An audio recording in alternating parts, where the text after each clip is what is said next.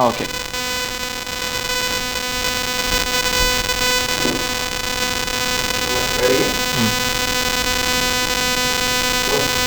జై భీమ్. జై భీమ్ దినపత్రికను ప్రధాన వార్తలు, వివిధ దినపత్రికను ప్రధాన వార్తల సారాంశం, మార్నింగ్ వార్తలు వెళ్ళే ముందు ప్రధానంగా జై భీమ్ దినపత్రికలు ఉన్నటువంటి ప్రధాన వార్త చూస్తున్నాం. ఢిల్లీకి గులాంగిరి రేవంత్ అనేటువంటి ప్రధాన వార్త చూస్తున్నాం.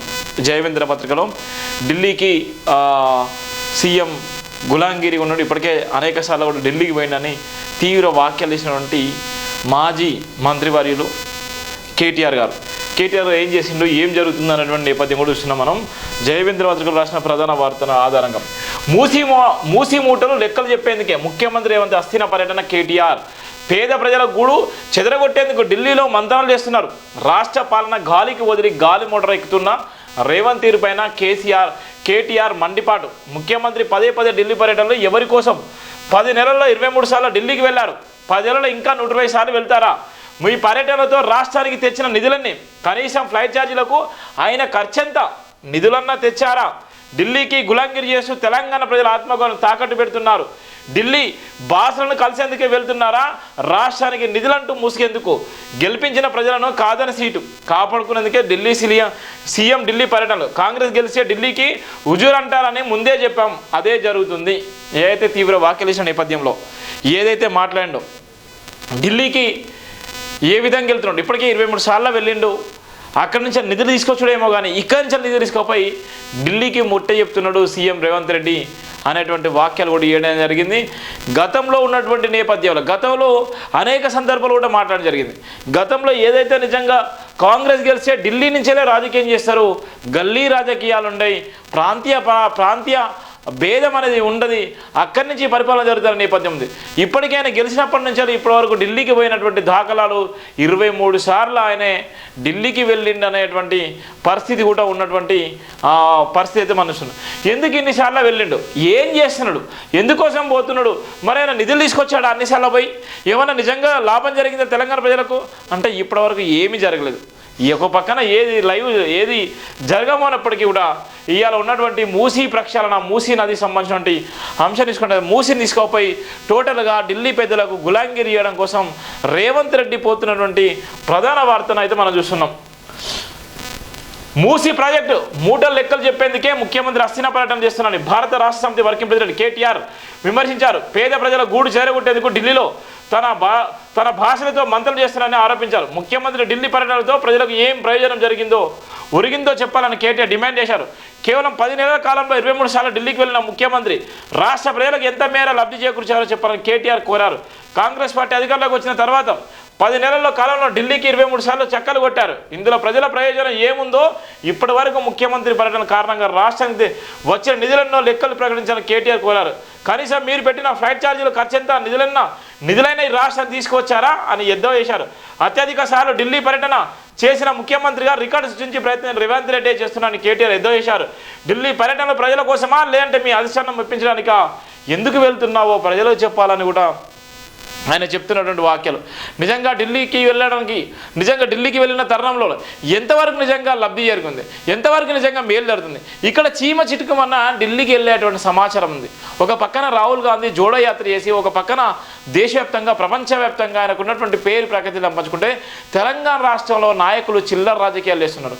తెలంగాణలో ఉన్నటువంటి నాయకులు చిల్లర రాజకీయాలు వేయడంతోనే ఇలా కాంగ్రెస్కు ఉన్నటువంటి మైలేజీ డౌన్ అయ్యేటువంటి నేపథ్యం. ఆ కాంగ్రెస్కు ఉన్నటువంటి కష్టరీతం, కాంగ్రెస్ కంటే ఒక పేద బడుగు బలైన వర్గాల పార్టీగా ఉన్నటువంటి కాంగ్రెస్ పార్టీని ఇవాళ తెలంగాణలో ఉన్నటువంటి ప్రజలు విస్మరించడంలో ఇవాళ అంతర్యం ఏమిటంటే ఇవాళ రాజకీయ నాయకులు ఇవాళ చాప కింద నీరులాగా ఇలా ఆజామాయి చలించడమే. ఇవాళ రేవంత్ రెడ్డి పరిపాలన చూసిన తర్వాత రేవంత్ రెడ్డి వస్తే నిజంగా మేలు జరుగుతుంది, రేవంత్ రెడ్డి వస్తే నిజంగా న్యాయం జరుగుతుందని చెప్పుకున్నటువంటి వ్యక్తుల్లో ఇవాళ రేవంత్ రెడ్డి వచ్చిన తర్వాత ఎక్కడేసిన గొంగడి అక్కడే ఉంది. ఇవాళ ఉన్నటువంటి సైడ్ ట్రాక్ చేయడానికి ఇవాళ అనేకమైనటువంటి ప్రయత్నాలు చేస్తున్నారు తప్ప ఆయన ఒరగబెట్టింది ఏం లేదని కేటీఆర్ కూడా ఎద్దేవా చేసిన నేపథ్యం కూడా ఉంది. ఏది ఏమైనప్పటికీ ఇవాళ ఉన్నటువంటి 23 సార్లు ఇప్పటికే ఢిల్లీకి వెళ్ళినటువంటి సీఎం ఇంకా 5 సంవత్సరాల పరిపాలనలో 120 సార్లు కూడా వెళ్ళడానికి కూడా సిద్ధంగా ఉన్నాడు. ఇవాళ తెలంగాణ ప్రజల ఆత్మగౌరవాన్ని తాకట్టు పెట్టడానికే రేవంత్ ఢిల్లీ పర్యటన వెళ్తున్నటువంటి ఘాట్ వాక్యాలు అయితే మనం చూస్తున్నాం. జయభీమ్ దినపత్రికలో ఉన్నటువంటి ప్రధాన వార్తలు. ఇంకో పాపం వరద బాధితులను పట్టించుకోవడం సిగ్గుచేడు. వరద బాధితులను నిజంగా ఇప్పటివరకు పట్టించుకోలేదు. వరద బాధితుల కోసం ఎంత ఇబ్బంది పడ్డారు వాళ్ళు. వర్షాలు పడి అతలకుతలం అయిపోయిన వాళ్ళ జీవితాలు కూడా, కొంతమంది ప్రాణాలు కోల్పోయిన సంఘటనలు, కొంతమంది నిజంగా బిక్కుబిక్కుమంటూ ఆ చిన్న పిల్లలు, ప్రెగ్నెన్సీ ఉన్నటువంటి వ్యక్తులు, అక్కడ ఉన్నటువంటి ఆరోగ్యం ఉండగా ఉన్నటువంటి అనేకమైన కుటుంబాలు వాళ్ళు రోడ్ల మీద పడ్డటువంటి నేపథ్యంలో ఇప్పటికీ సీఎం రిలీఫ్ ఫండ్కి ఇచ్చిన డబ్బులు, ఇవాళ ఉన్నటువంటి గవర్నమెంట్ ఆదుకున్నటువంటి డబ్బులు, సెంట్రల్ గవర్నమెంట్ ఆదుకున్న డబ్బులు ఎక్కడ పోయినాయి? పేద బడుగు బలైన వర్గాల జీవితాలు ఏమైపోయినాయి?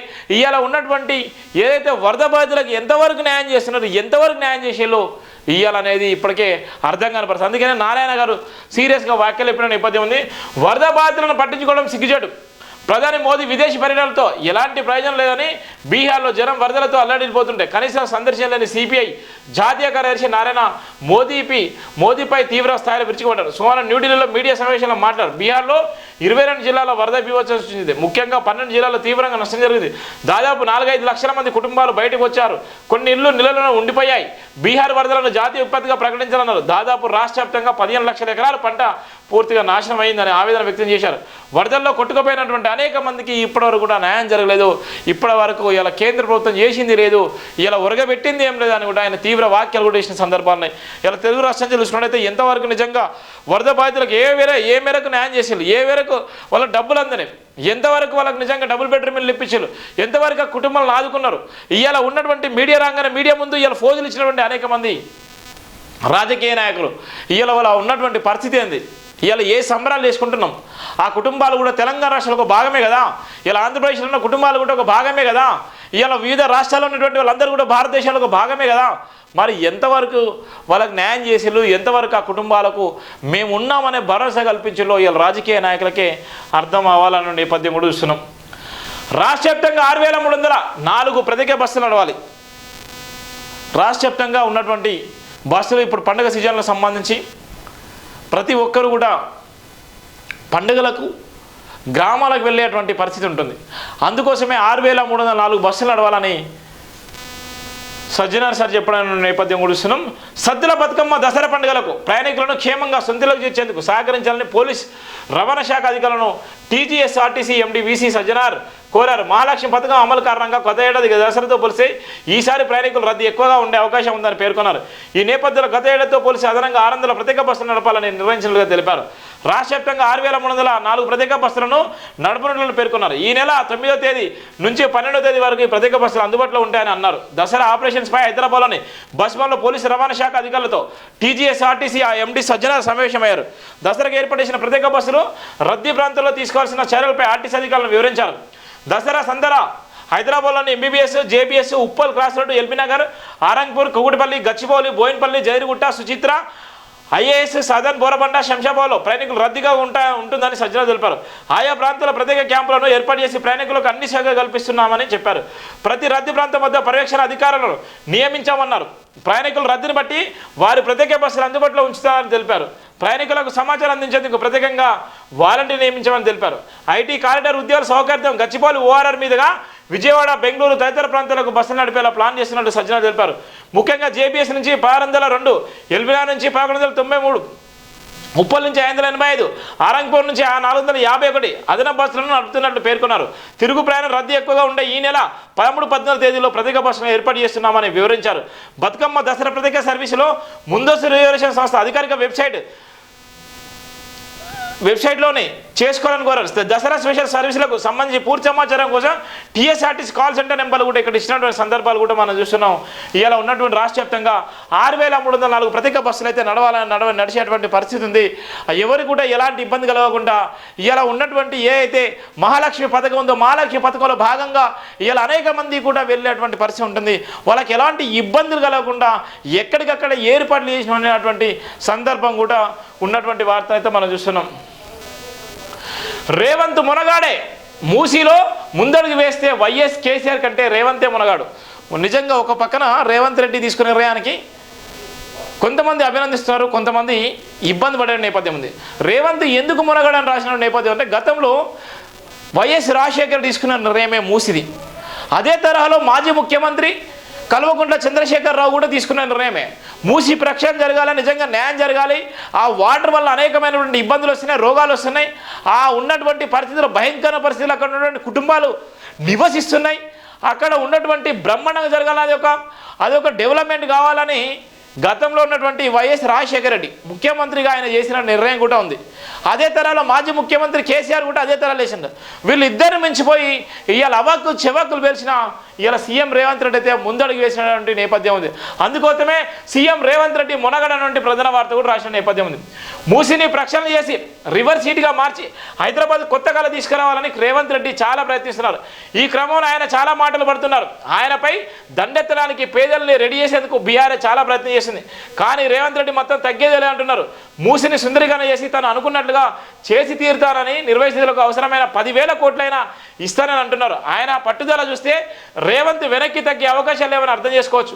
అయితే మూసీ విషయంలో ఇలా పట్టుదల చూపిన మొదటి సీఎం రేవంత్ మాత్రమే కాదు, వైఎస్ రాజశేఖర రెడ్డి, కేసీఆర్ కూడా ఏదో చేద్దామని అనుకున్నారు. వైఎస్ హయాంలో ఓ మూసీ కోసం ఓ పథకం పెట్టామని 900 కోట్లు కేటాయించినా ఖర్చు సరిపోదని ముందుకు వెళ్ళలేదని కేవీపీ తాజాగా రేవంత్కి వేసిన లేఖలు చెప్పుకొచ్చారు. కేసీఆర్ కూడా మూసీ సుందరీకరణ కార్పొరేషన్ బట్టి 1000 కోట్లు కూడా విడుదల చేసినటువంటి నేపథ్యం ఉంది. కానీ అది కూడా జరగలేదు. ఇవాళ మూసీ ప్రక్షాళన ఇవాళ చేసేటువంటి ఏకైక మొనగాడు ఎవరంటే ఇవాళ సీఎం రేవంత్ రెడ్డి అని కూడా రాసిన వార్త ఉంది. గతంలో ఉన్నటువంటి నేపథ్యంలో వైఎస్ రాజశేఖర రెడ్డి, అలానే రాజశేఖర రెడ్డితో పాటుగా ఉన్నటువంటి తెలంగాణ సీఎంగా మొదటి సీఎంగా ఉన్నటువంటి కల్వకుంట్ల చంద్రశేఖరరావు, ఇలా ఇద్దరి ప్రయత్నాలు కూడా విఫలమైనవి.